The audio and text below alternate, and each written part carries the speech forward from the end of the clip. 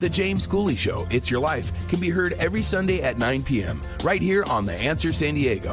Life is full of circles, cycles, phases, and stages. It's your choice to ignore or embrace them. Motivational speaker, author, military veteran, and founder of the J.C. Cooley Foundation, James Cooley and his guest will inspire and equip you to strive for your own greatness and overcome adversities. Listen to The James Cooley Show, It's Your Life, every Sunday at 9 p.m. right here on The Answer San Diego.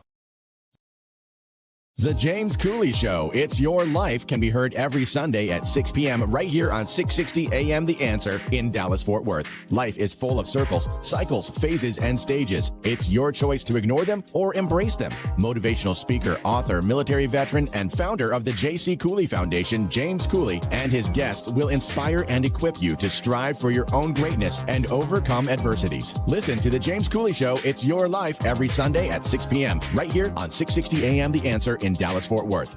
The James Cooley Show, It's Your Life, can be heard every Sunday at 6 p.m. right here on The Answer. Life is full of circles, cycles, phases, and stages. It's your choice to ignore or embrace them. Motivational speaker, author, military veteran, and founder of the J.C. Cooley Foundation, James Cooley and his guests will inspire and equip you to strive for your own greatness and overcome adversities. Listen to The James Cooley Show, It's Your Life, every Sunday at 6 p.m. right here on The Answer.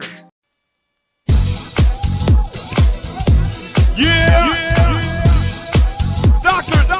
James J.C. Cooley. The James Cooley Show. It's your life. Yeah.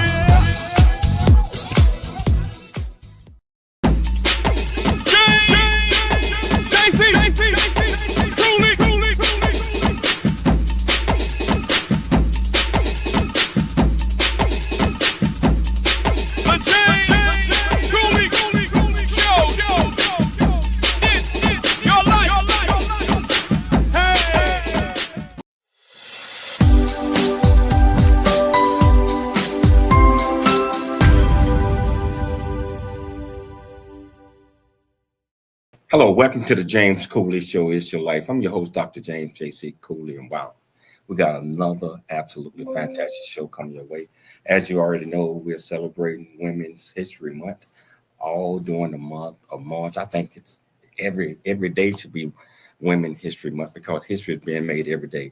And we got this guest on today that's going to inspire us, and she's going to talk about her company, the things that she do, And I tell you what, she's fantastic. But before we can even get started, Dr. Cooley, how are you doing today? I'm doing great, doing great. Yes, we're continually celebrating Women's History Month. And, we just can't name all the women who have contributed. And it's not just famous women.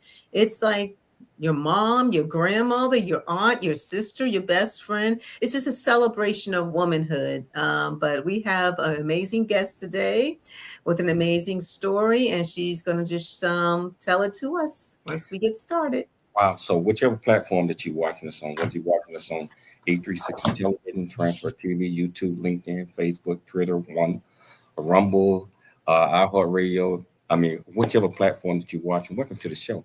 If you want to be part of the conversation, all you have to do is just go to the comments, whichever platform that you're watching us on, ask any question that you might have. I promise you we'll get you an answer. Michelle, can you please do the honors by introducing the title of the show, the purpose of the show, and introduce this absolutely fantastic guest? Yes, most definitely. So the title of today's show, in celebration of Women's History Month, is the experience of running woman-owned businesses. And we're having a conversation with Zora Tabin. She is the founder of Wild Zora and Zora's Best Friends. She's going to discuss her journey from the Czech Republic to becoming a successful American entrepreneur, challenges overcome as a woman in the food industry, her recent expansion into the pet industry with Zora's Best Friends, her perspective on food production and creating clean products for both humans and pets. So Zora Tabin is the founder, again, of Wild Zora, a woman-owned, family-run business committed to crafting flavorful, nutritious, and convenient food options for active lifestyles, drawing inspiration from her upbringing on rural farms and a passion for farm-to-table tradition. Zora has spent over 11 years running a USDA-inspected kitchen in Loveland, Colorado, where she uses high-quality natural ingredients like free-range and grass-fed proteins to create meals and snacks that prioritize wellness and flavor. Her expanding her dedication to wholesome nutrition, she launched Zora's Best Friends, a line of human-grade single-ingredient dog treats that meet the same rigorous standards as Wild Zora products. Through her work, she continues to provide better food choices for families, outdoor enthusiasts, and their furry companions, which we have one of them. Please welcome for the first time on our show, Zora Tabin.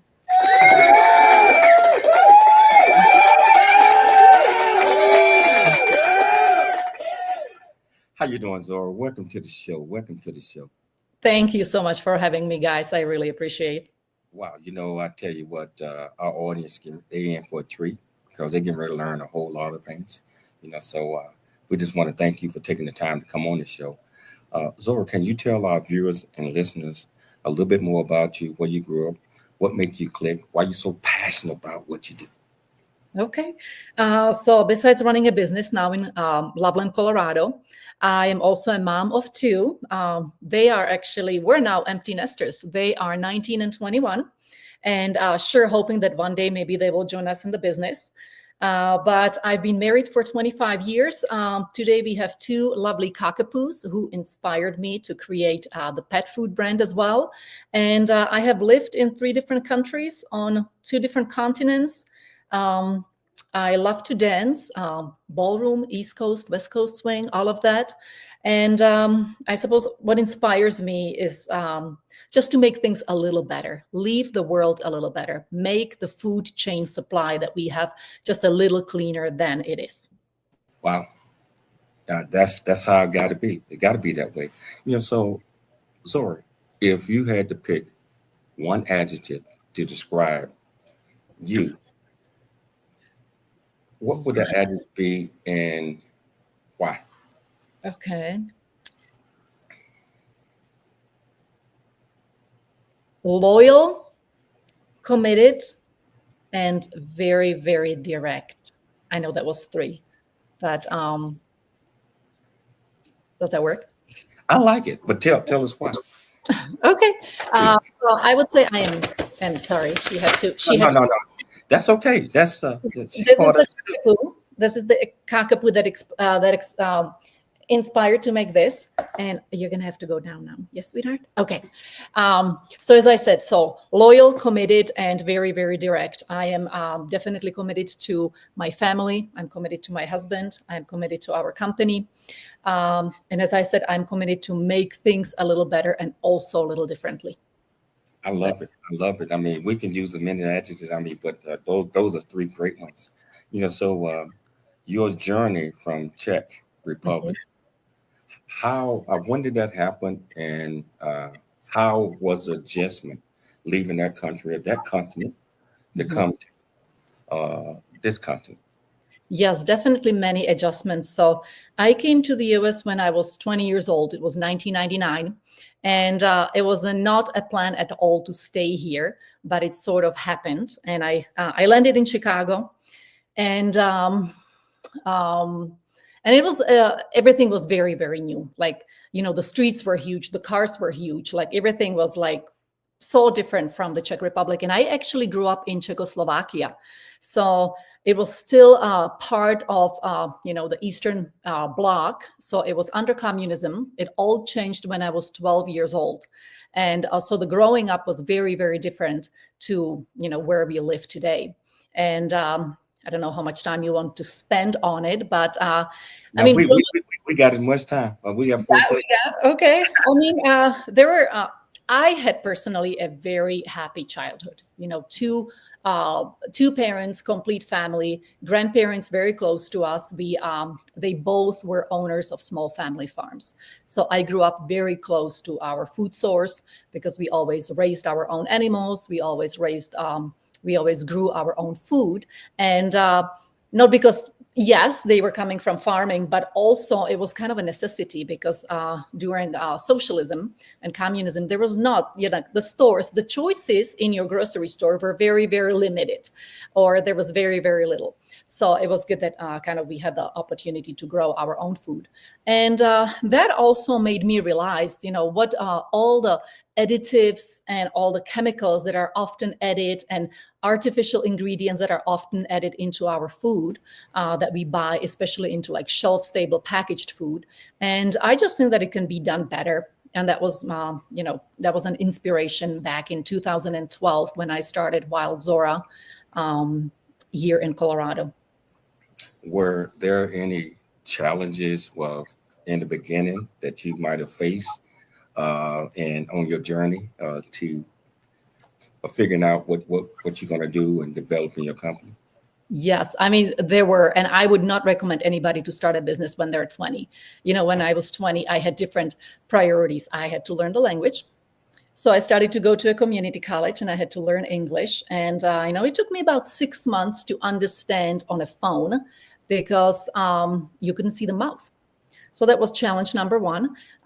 Then I would recommend go work for others. Learn. You have to learn who you are and you have to get experience and learn on someone else's dollar. So basically get few jobs. And once you have some experience and some knowledge and some ideas, later I started to develop, I had a long list of ideas, what I want to do. And I really had to go through it. And I also relied on my own body. So it's 2012 and I'm ready to start a business because we had the children kind of done. And I said, okay, I want to create, maybe not another child, but I want to create something. And I didn't know what. I didn't know which industry. I didn't have the inspiration. I had several inspirations, but so I was just trying it. I thought originally that I'm going to work in a senior care. So I got my CNA license. There is a huge need everywhere for especially memory care. And I wasn't listening to my body till my teeth were hurting. And I was like, I'm going to the dentist. And I was like, well, what is this about? Do I have something wrong with my teeth? No, your teeth are fine. But maybe you're stressed out about something in the night that you're just clenching your teeth. And I was like, that's interesting. And I also had dreams of death, specifically of drowning. And I was like, maybe the senior care might not be the right business for me. And yes, I had my own journey to get to where I am today and figuring out what I want to do. And in the end, I started a food business. Hold that thought. Hold that thought. We'll take a station break, but I want to come back and pick it up because this is interesting. Okay. If you want to be part of this conversation, all you have to do is go to the platform that you're watching us on. comments, ask any question that you might have. I promise you, Zora got an answer for you. It's your life, and we'll see you shortly after the break. Doctor James JC Cooley. The James Cooley Show. It's your life. Welcome to Viridian Christian University, where faith and learning come together to transform lives. At VCU, we believe that education is more than just academics. It's about fostering a community of growth, integrity, and purpose. Whether you're pursuing a bachelor's, master's, or doctorate, VCU offers flexible, affordable, and 100% online degree programs that cater to your busy life. Our innovative platform provides a personalized learning experience, empowering you to thrive in today's ever-evolving world. Join a global community of learners guided by an experienced faculty who are committed to your success. With VCU, you're not just earning a degree, you're preparing for a future that integrates faith, leadership, and service. Viridian Christian University, educating with purpose, transforming lives. Learn more at ViridianChristianUniversity.com. ViridianChristianUniversity.com.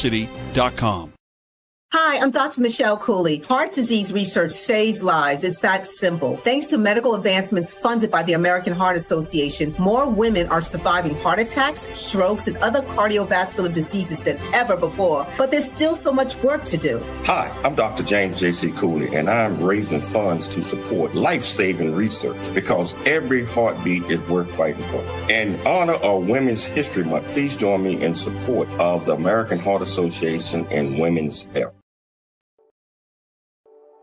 Noah Dingley here, producer of The James Cooley Show, It's Your Life. And the new audio version of James' book, Country Boy, City Boy, A Journey That Ain't Over Yet, is a must-have. James shares his true life story of struggle and success in America.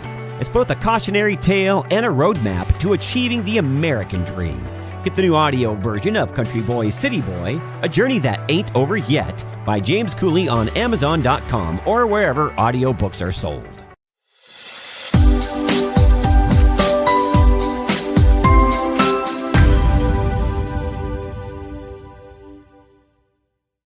Hello, welcome back to the James Cooley Show. It's your life, and I've got our guest here, Zora. I started a business at 20, striving, doing great things.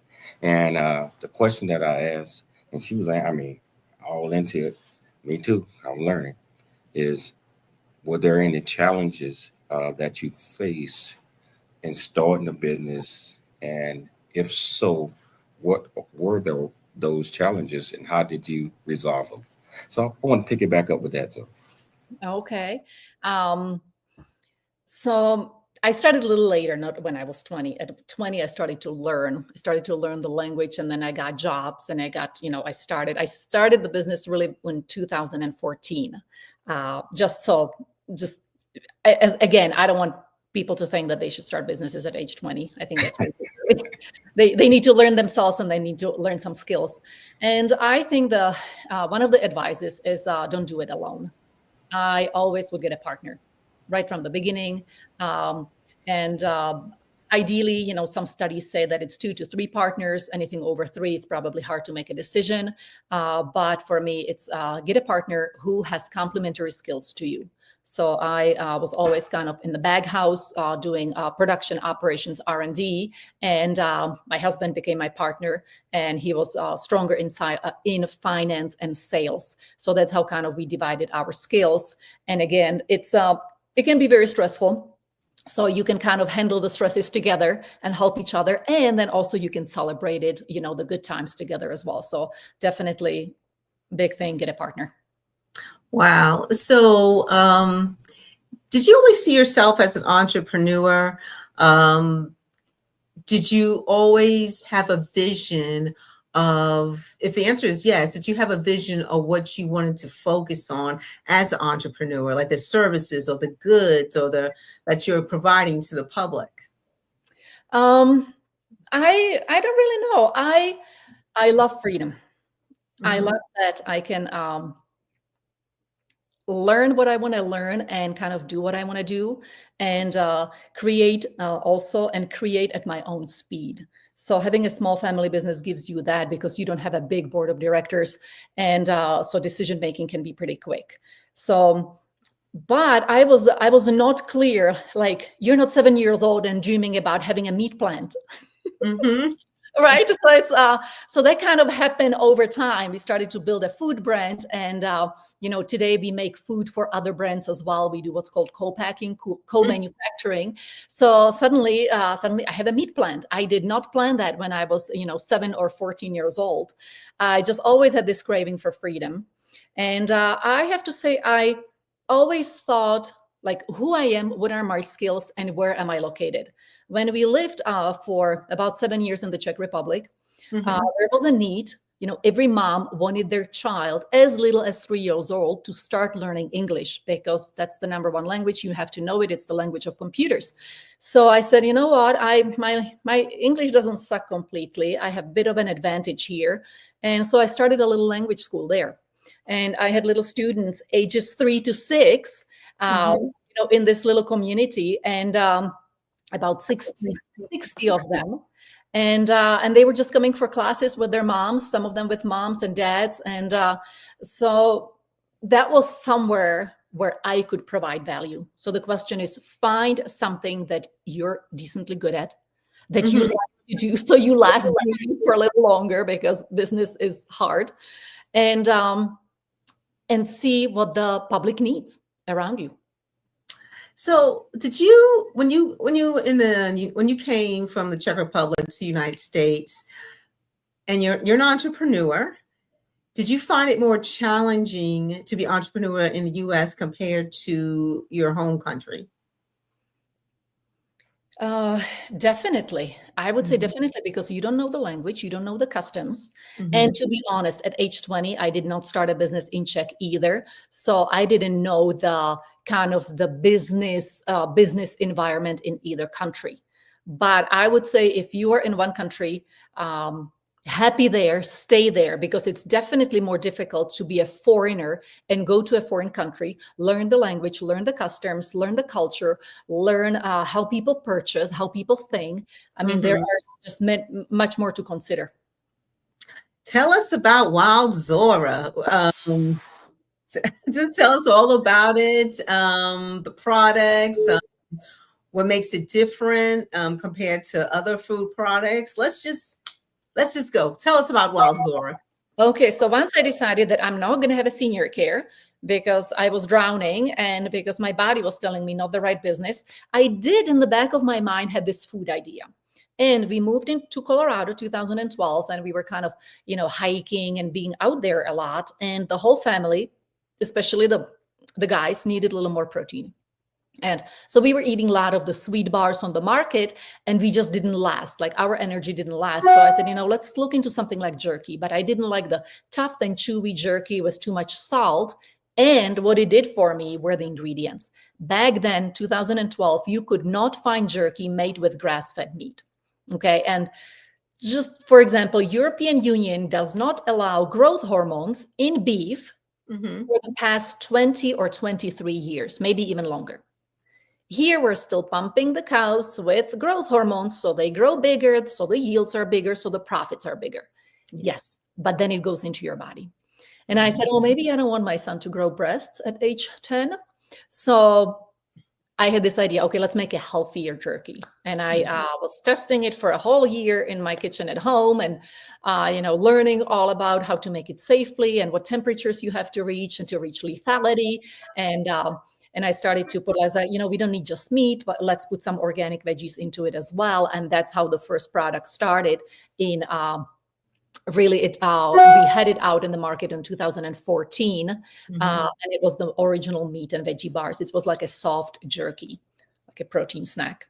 And and we took it to the local farmers market, which is a great way to test your product. Fairly inexpensive. You're talking to people, and you learn a lot. You learn feedback, right? Like, where's the price? Where's the taste? What do I need to change? I would also suggest you get somebody else to work the booth for you, because people don't always tell you your baby is ugly. They don't want to do it. So they don't always give you the truth. So I would say, no, occasionally don't be behind the table because you can sell your product best. And then they don't want to tell you, oh, maybe I don't like it and I don't like this and that about it. But really, that's how we started. So 2014 and 2015, we were at the farmers market, and we had to find our own USDA facility, which was another headache. So if you make a food product and you sell it wholesale into stores, not a restaurant, that's a different rule. And if the product has more than 3% of meat, you have to be USDA inspected. So you have to be in a special USDA inspected facility, and they come to inspect you daily. Wow.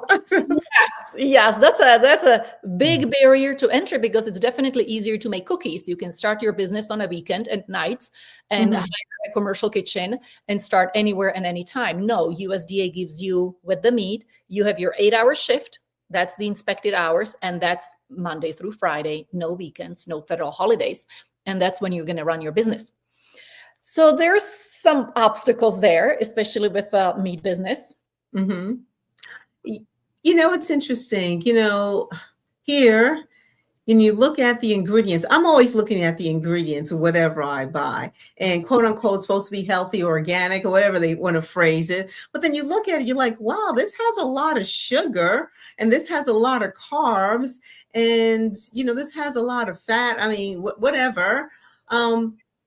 So I'm thinking, a lot of food companies, they believe that they have to add like the extra sugar, the extra this, in order for the taste to be appealing for their consumers.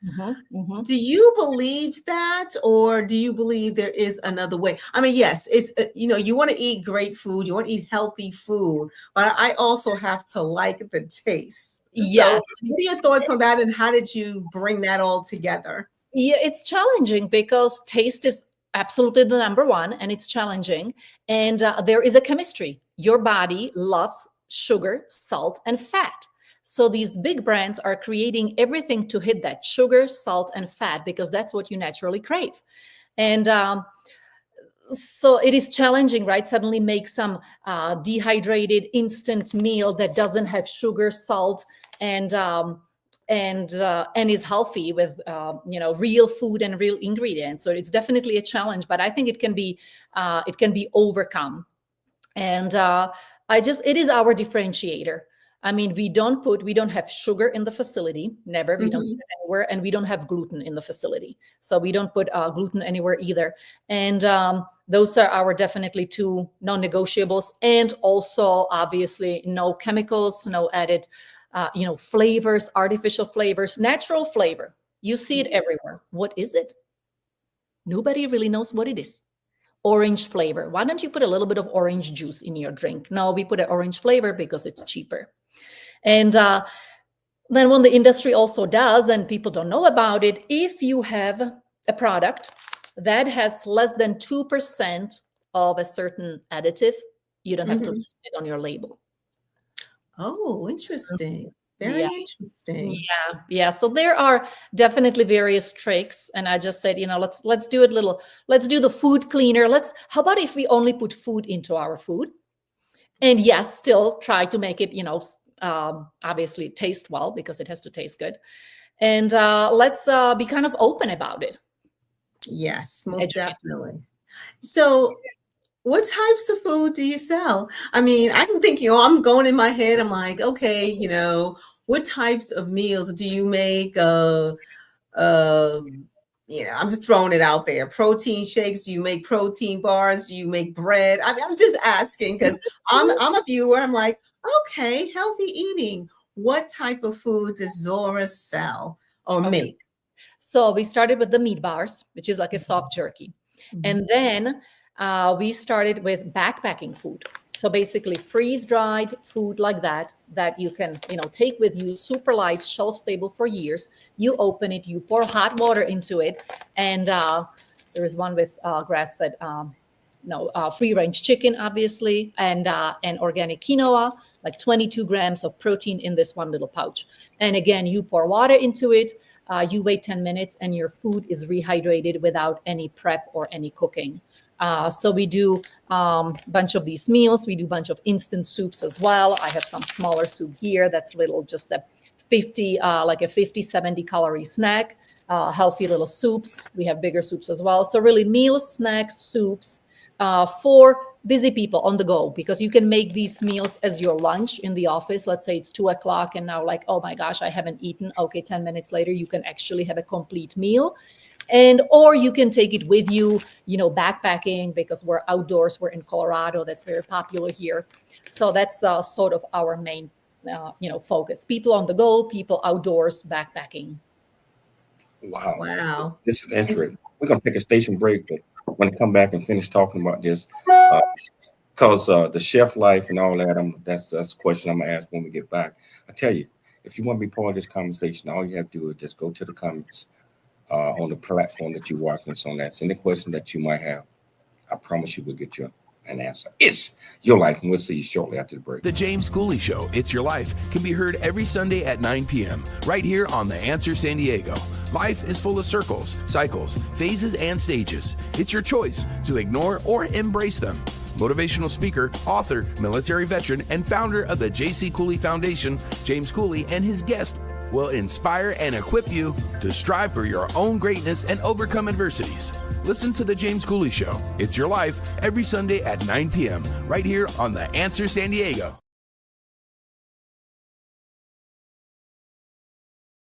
Really get a chance to know who you are.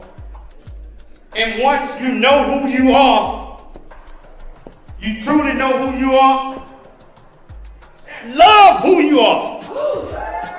Love who you are. You're a masterpiece. Love who you are. Love who you were born to be. Love me some me.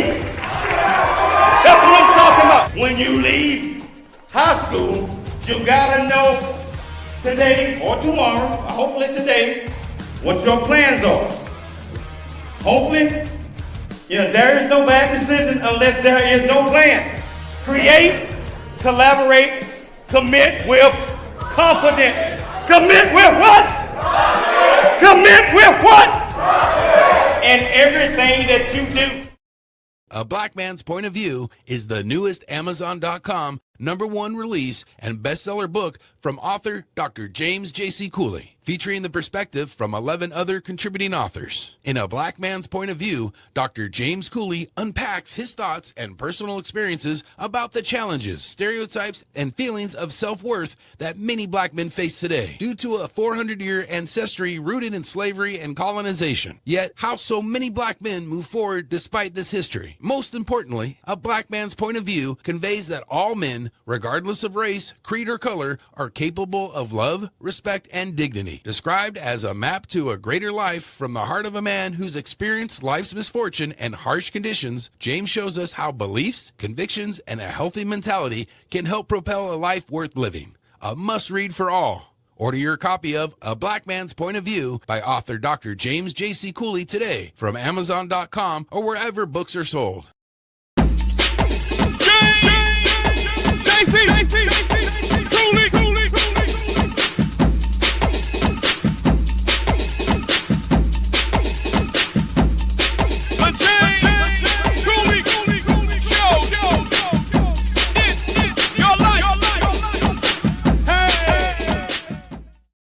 Hello, welcome back to the James Cooley Show. It's Your Life, and I tell you, I was getting off into what Zora was talking about with all the different food. I did not know, but she named about 5 or 6 different things, and it sounded intriguing.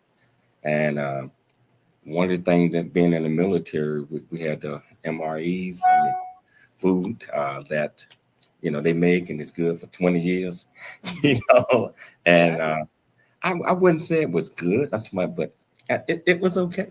It did the job. So you were saying that you all make products that's good for chef life for years. How you guys go about doing that, and what is the time frame of of the packages when people buy those? Mhm. So on our packages, we put like on this backpacking food, we put 3-year shelf life. It probably would be good for 10 at least, but that's what we have chosen. And we do our own in-house shelf life study. So we kind of just extend the shelf life as much as we have testing on.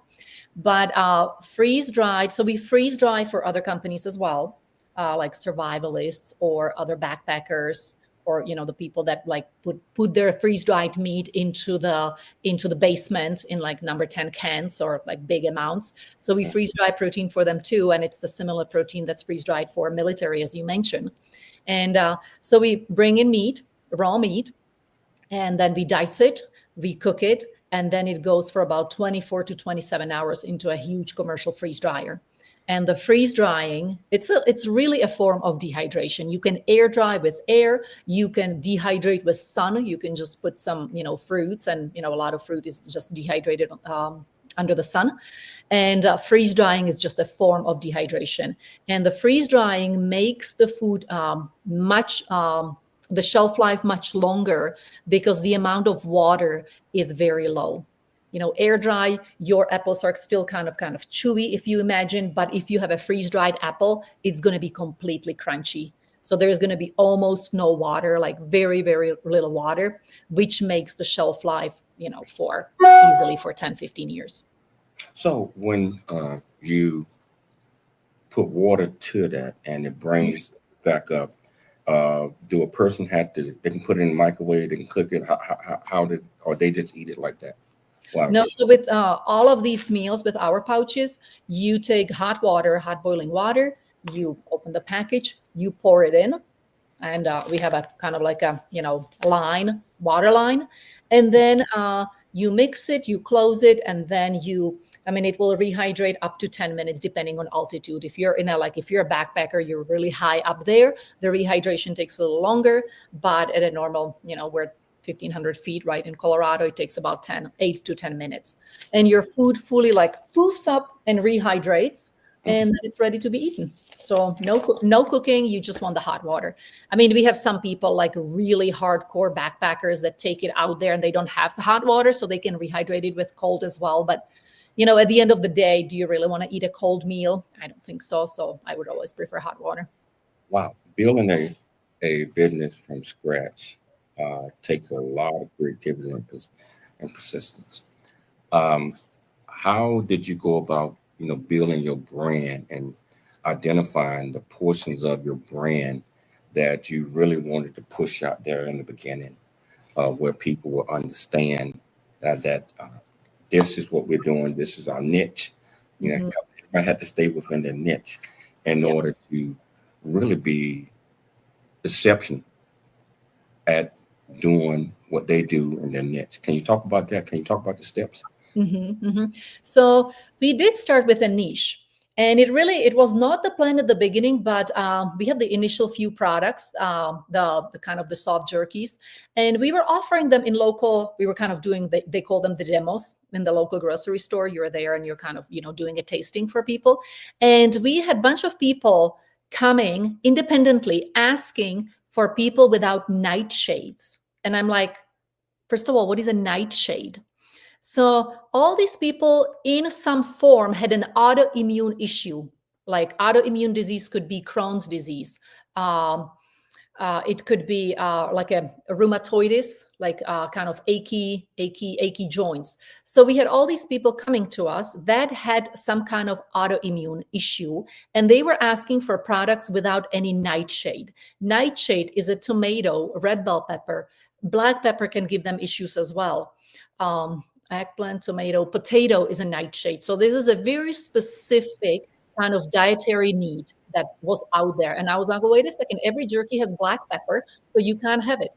A lot of jerky will have chili, you can't have it either. So let me make products for you. So basically listening to your audience. And that was very early our niche that we focused on, people with autoimmune issues. And today, every time we make a new product, we make a few SKUs and flavors that they can have, that basically they don't have the chili flakes, they don't have the nightshades. And so that sort of started, that was our initial niche. And as I said, from the farmers markets, we took the products into the grocery stores through the traditional distribution. So there is usually a distributor and a broker that take it to the retail stores. And we were in 3,000 stores and we were not making money. And we were not funded. This business isn't funded because this business, I believe, coming from the old country, that it could live for generations. Maybe our kids will be in it one day. Who knows? I don't know. But so I didn't want to, the traditional thing that's kind of advised here, get yourself money, burn fast. You don't have to be profitable and sell within 5 to 7 years. And I am not interested in that strategy. For us, it's more like slower growth, profitable growth.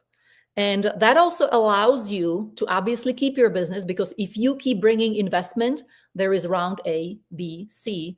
And by the time if there is another round C and you can't match whatever the investors is putting in, you might lose your own business. So there are different ways to do business. Obviously, we did not choose the funded way. We chose grow slow, grow profitable, and self-manufacture. That was very important for us at the beginning. We believed in self-manufacturing, so that's what we were always doing. And as I said, today we even manufacture for other brands. And I would say another big thing is just be able to pivot. Some products might not be good products, or some niches might not be big enough of niches for you to scale. So be able to pivot. And for us, when we were seeing red numbers being in 3,000 stores, we're like, okay, well, let's not do it. So we pulled the products out of retail, out of Walmart, out of CVS, and said, okay, we're going to be online business. We're going to sell it on wildzora.com and also on Amazon. But we have a little more control over these two channels, and they're a little more profitable. So that was our strategy later on. And we're still in some retail stores, like REI has our backpacking food, but we have to select them very carefully. We don't have money to just burn or on, feeding these stores and feeding these distributors. So I would say be flexible and be kind of able to pivot. I like that, because a lot of people think that because you got products in Walmart and got all these, that you're making all this money, when they taking most of it themselves. So starting off slow, organic, and creating business, the way that you all see it as you grow, will also educate you on the things that you all are trying to push out there, and also to the right population, customers. Like, this sounds fascinating to me. Real quickly, tell them how can they get your products? Okay, so they can go to wildzora.com, and that's where they can get all these meals and snacks and kind of the the healthy meals on the go. And the latest project, which is only 1 year old, that's the little dog treat. They can find that on zorasbest.com. And I believe that all your listeners and viewers are going to get a discount code, YourLife15, which will allow them to get 15% off on their first order. So I would definitely advise them to use it. And and also on Amazon. We're on Amazon as well. Wow. So we're going to come back and talk about the dog food side once we get back. I tell you, this is a very interesting conversation. Sounds interesting. And I tell you what, if you want to be part of this conversation, all you have to do is just go to the platform, the comment portion of what you're watching us on, ask any question that you might have. I promise you we'll get you an answer. It's your life, and we'll see you shortly after the break. Hi, I'm Dr. Michelle Cooley. I've heard so many powerful stories from women who survived heart disease because they took action in time. But I've also heard stories of women who weren't as lucky. The difference? Awareness, access to care, and early intervention. According to the American Heart Association, every 80 seconds, a woman in the United States dies from cardiovascular disease. That's more than one life lost every single minute. But did you know that 80% of heart disease cases are preventable? That's right, 80%. That means small changes like eating healthier, exercising, and managing stress can save lives. Hi, I'm Dr. James J.C. Cooley, and I'm committed to making sure that more women survive and strive. Please join me in raising funds for the American Heart Association to support life-saving research, because every heartbeat is worth fighting for. In honor of Women's History Month, let's spread awareness and help women recognize the warning signs before it's too late.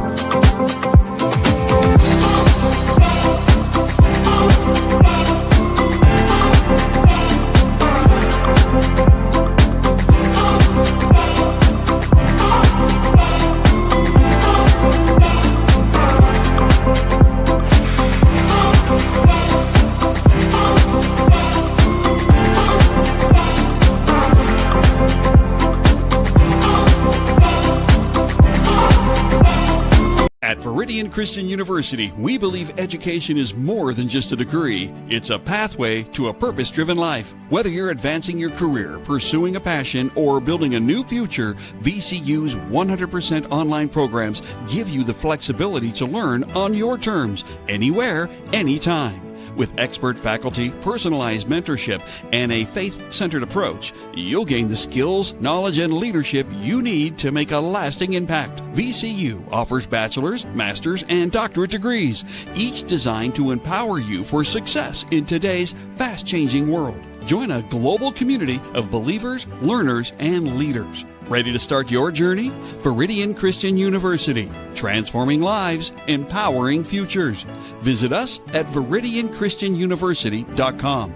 That's ViridianChristianUniversity.com.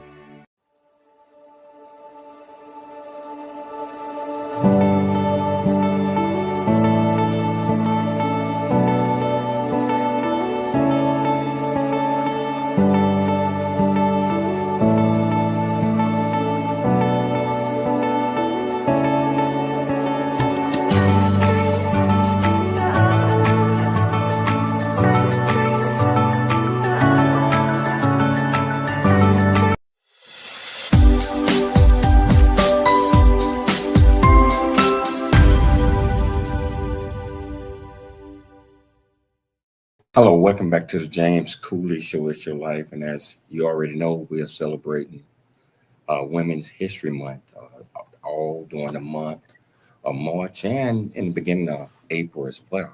And we got this absolutely fantastic guest on, Zora.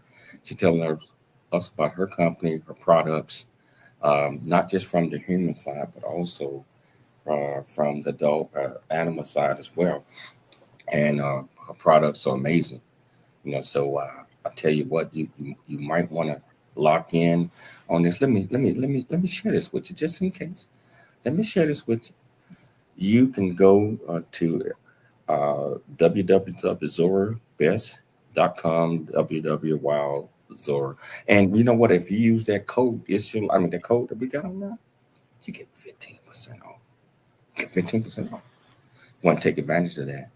But before we start this, I want to tell you guys about this university called Viridian Christian University. Yes, I am the chancellor. Yes, I am.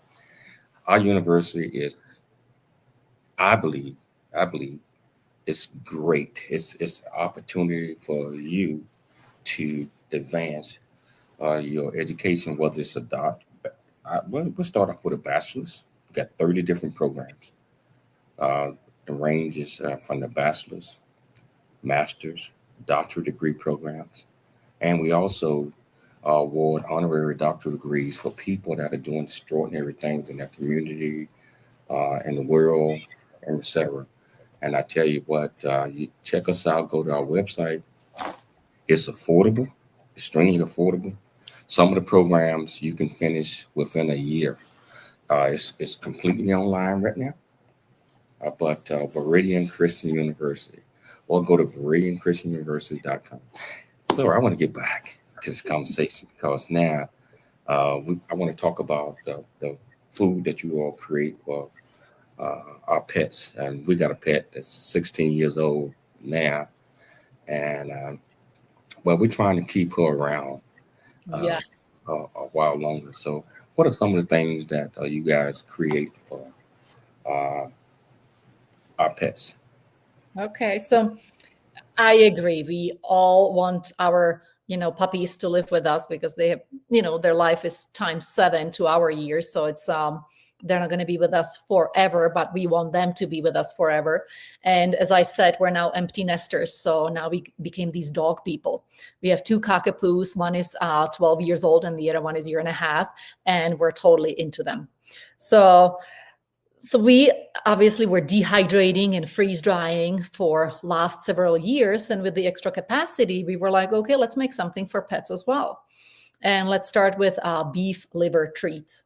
And so that's what we created. We created a product. It's actually in a cup like that. And there are these little freeze-dried beef liver bites. So it's basically a snack for doggies. Our cat eats it too, sometimes, not a whole lot of it. The cats are much more finicky and much more, picky. But that's what we created for puppies because, again, not only we had the extra capacity and we wanted something healthy for our beautiful puppies, but we also knew how the industry does it. And we wanted to do it differently. And we cook it the same way you would cook your liver. And I don't know how many of you eat liver, but when I was growing up, my grandma made me liver every Friday. I don't know. Did you have to eat liver? I love liver and gravy and onions. See, I love it too. But how grandma used to make it, so she would take the liver and she would slowly roast it with a lot of onions. In Czech, we also use a lot of caraway, which is similar to cumin, but slightly different. Caraway, and that's what we would have with rye bread. And that was dinner. And obviously, liver is very high in nutrient density. So, of course, we had to eat it as kids. And so it's very, very good for the puppies as well. But this is how we do it differently. What the industry does in the pet industry, they use often degraded meat. So if something happens in a human-grade facility, something goes wrong, you can still sell the meat to the pet market. And you just market degraded to pet. That's possible. So then there's a lot of, corners cutting. So you can have treats that were made from degraded product. And also every raw meat has some bacteria. Okay, so you have to, as a manufacturing plant, you have to lower the bacterial load. And how do you do it? The pet industry does it with chemical bath. It basically means that you take the raw liver and you soak it and you let it soak in a chemical. Or you create a slurry, you basically grind the liver, create a slurry, and you put some chemicals into it to lower the bacterial load.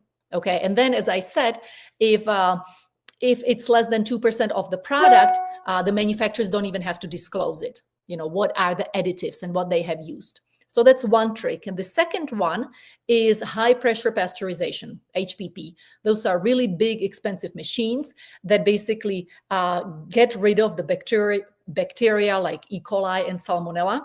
And not fully, about 3 log reduction. The chemical bath does about 2 log reduction. And what you need to achieve is a 5 log reduction. Now I'm getting, too technical. But this high pressure pasteurization, what it does, it degrades the meat. And the meat completely loses the smell and the flavor as well. So we said, well, why don't we do it cleaner? Why don't we do it better? Why don't we do it like we would cook liver for our own family members or for ourselves, which is using heat. So we have, raw liver coming into the building, we dice it, and then we slowly roast them in large commercial ovens. And once you reach the lethality step, which USDA clearly tells you, it has to be 165 Fahrenheit instantaneously, just 1 second, or you can do 140 for about 15 minutes. So basically there's this guidelines from the USDA. So we're using human grade ingredient and applying the way we would cook it for humans. Even though pet and pet industry is inspected under the FDA, we're following the USDA guidelines. And so that just makes it, slightly better and healthier product, because you don't have any of the residue of the chemicals, and it's basically made like you would make it for humans. And the liver after roasting, you would not believe it's like super smelly. So you open the cup and the dogs will just come running, or I usually shake it like that, and I wonder, oh, there she is. Okay, now I have to give her tapoť. Come down.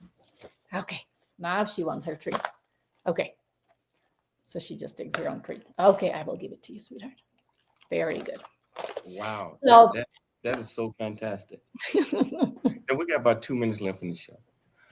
What are some of the takeaways that you want our viewers and our listeners to get from this absolutely fantastic discussion?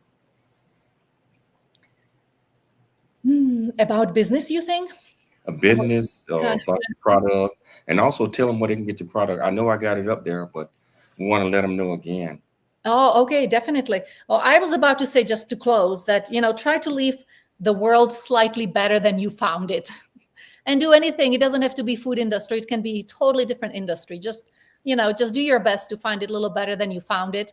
And as far as our products, you can find us at 2 websites, wildzora.com or zorasbest.com. That's for these.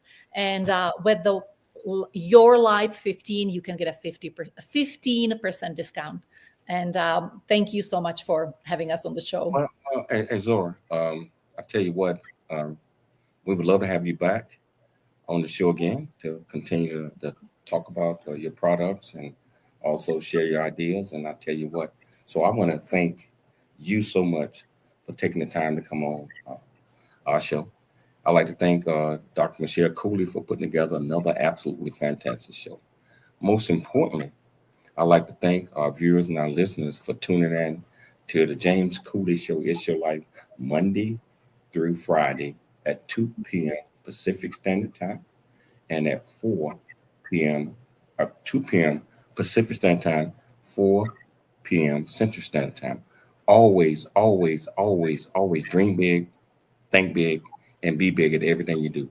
We'll be back tomorrow, same time, same place. It's your life, and we'll see you then.